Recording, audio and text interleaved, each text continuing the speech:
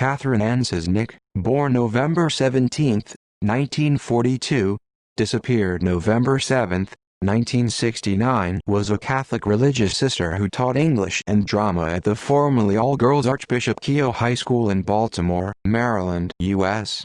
On November 7, 1969, Cesnik disappeared.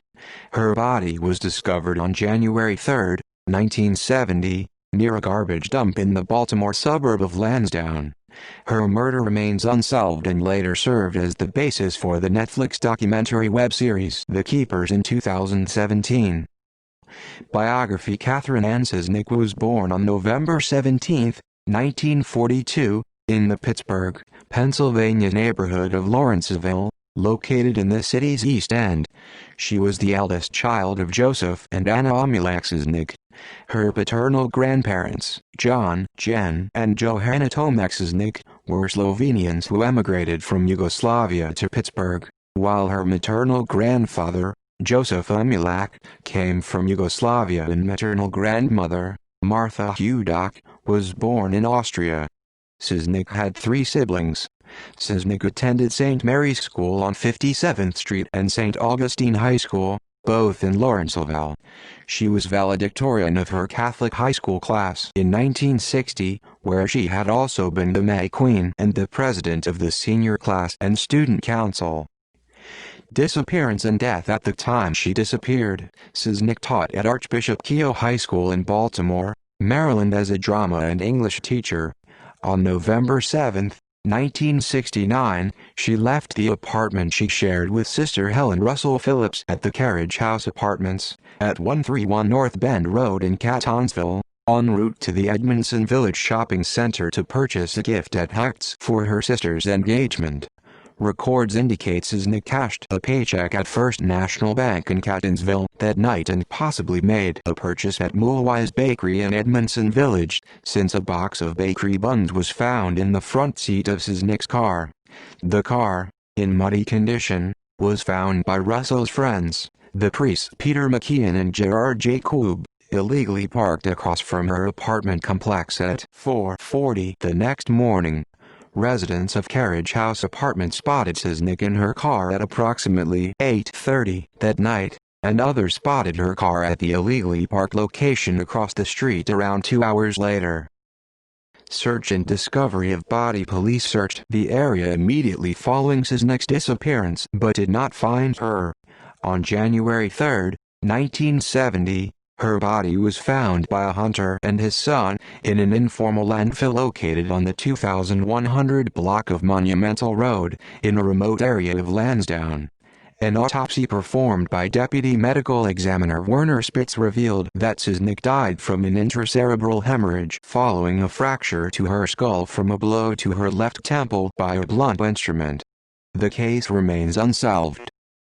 Background. During Cesnik's tenure at Archbishop Keough High School, it is alleged that 2 of the priests, Fathers Joseph Maskell and Neil Magnus, were sexually abusing the girls at the school in addition to trafficking them to others. In 1995, Teresa Lancaster and Jean Wenner, née Hargarden, former students at Keough who claimed to have been sexually abused by Maskell, filed a lawsuit against Maskell, Richter, the school Sisters of Notre Dame, the Archdiocese, and Bishop Keeler. The trial court dismissed the action as time-barred by the statute of limitations. Plaintiffs appealed. A writ of certiorari was granted by the Court of Appeals of Maryland, which upheld the lower court decision, ruling in part that the mental process of repression of memories of past sexual abuse does not activate the discovery rule. The plaintiff's suits are thus barred by the statute of limitation. Werner said that Cesnik once came to her and said gently, "Are the priests hurting you?" Both women have said that she is the only one who helped them and other girls abused by Maskell, et al.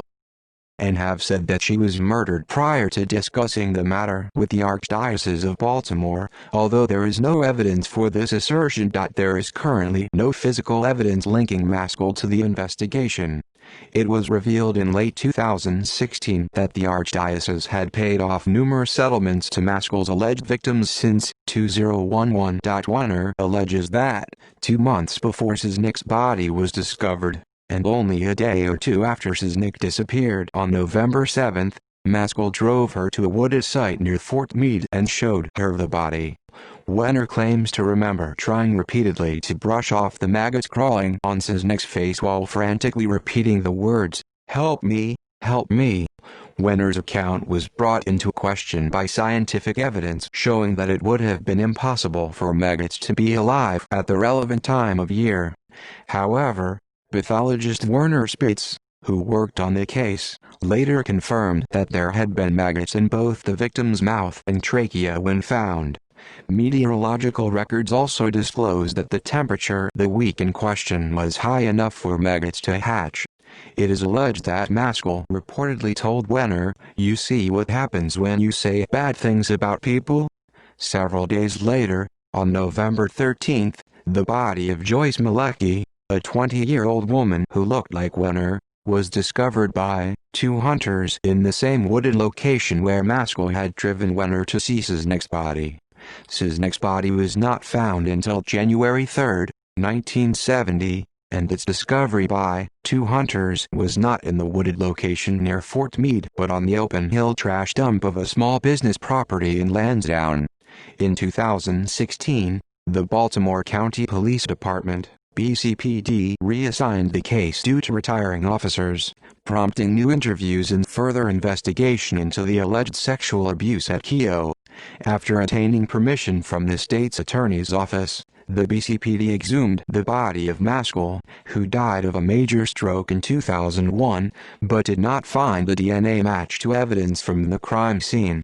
Police spokeswoman Elise Armacost announced that this discovery does not exclude Maskell from being a suspect in the case. In popular culture, Netflix produced a 7-part documentary series about the case called The Keepers, which debuted on May 19, 2017. The series features interviews with women who were Cesnik's students, and with some of those who claim to have been sexually abused by Maskell and others. See also Crime in Baltimore Deaths in 1970, List of solved missing persons cases, List of unsolved murders. References